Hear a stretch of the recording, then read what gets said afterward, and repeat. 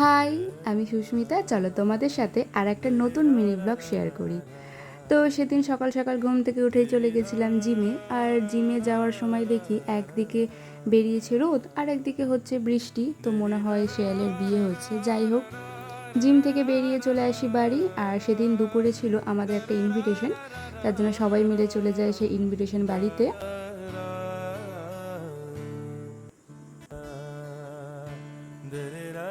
সেদিন ছিল এই পুচকুটার অন্নপ্রাশন। তো পুচকুটা কত কিউট, তাই না? তারপর সেখানে পুচকুটার সাথে দেখা করে আমরা চলে আসি খাওয়ার এখানে, খেতে বসে পড়ি এবং খাওয়া হয়ে গেলে আমরা চলে যাই নদীর ধারে, কারণ সেদিন অত্যাধিক গরম পড়েছিল। তাই আমরা নদীর ধারে চলে যাই একটু হাওয়া খেতে। আর ওখানকার লোকেশনটা এত সুন্দর না, মানে খুব ভালো ছবি অ্যান্ড ভিডিও আসছিল। তো তার জন্য আমরা সবাই মিলে ছবি অ্যান্ড ভিডিও তুলি।